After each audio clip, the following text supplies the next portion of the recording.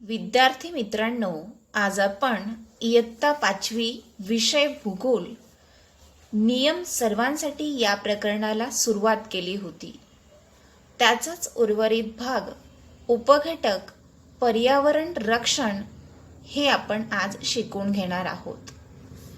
विद्यार्थी मित्रांनो, समाजात समता व न्याय प्रस्थापित करण्यासाठी विविध कायदे करण्यात आले आहेत. समाजामध्ये निसर्ग हा देखील आपल्या जीवनाचा एक घटक आहे. जगातील 100 पेक्षा जास्त देशांमध्ये जागतिक पर्यावरण दिन साजरा केला जातो.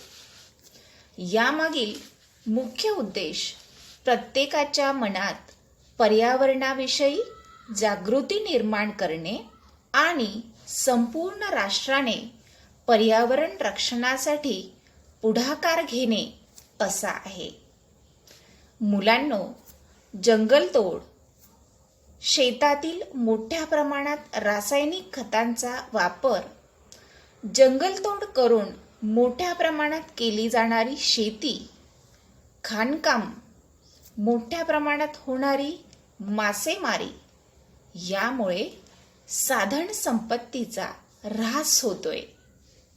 नद्यांमध्ये शहरातील सांडपाणी सोडल्यामुळे त्या प्रदूषित बनत आहेत.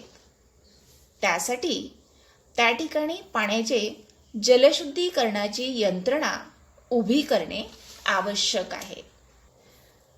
प्रदूषणामुळे वातावरणात अचानक बदल होऊ लागले आहेत. त्याचा परिणाम वेळी अवेळी पाऊस येण्यात व जलटंचाई होण्यात झाला आहे. वृक्षतोड आणि गवताचं आच्छादन नाहीसं झाल्यानं पावसाच्या पाण्याने माती वाहून जाऊ लागली आहे. जमिनीमध्ये पाणी मुरण्याची प्रक्रिया थांबली आहे. त्यामुळे भूगर्भातील पाण्याची पातळी खालावली आहे. शेतीसाठी पाणी मिळेनासे झाले आहे. त्याचा परिणाम शेती उत्पादनावर सुद्धा होतोय. आपण अनेक बाबतीत निसर्गावर अवलंबून असतो. आपल्या अनेक गरजांची पूर्तता निसर्गामुळे होत असते.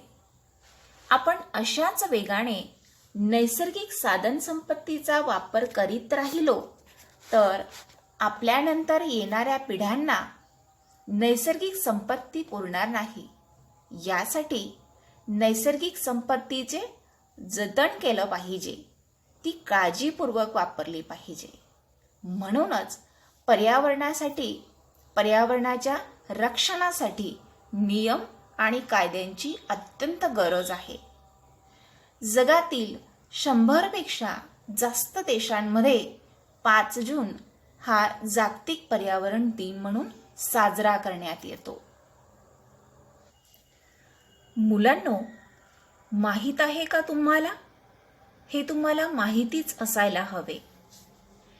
जातीभेद, स्त्री पुरुष समान विषमता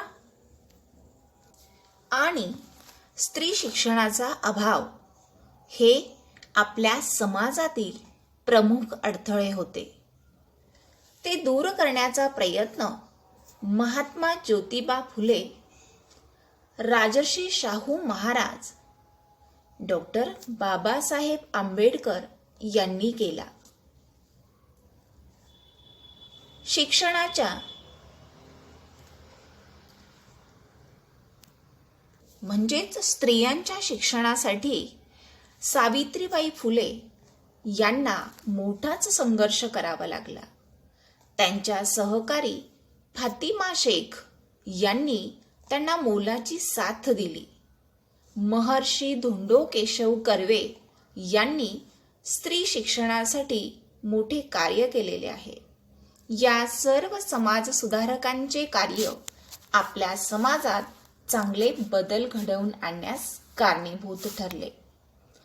आता आपण या प्रकरणामध्ये काय काय शिकलो त्यातील प्रमुख मुद्दे जाणून घेणार आहोत.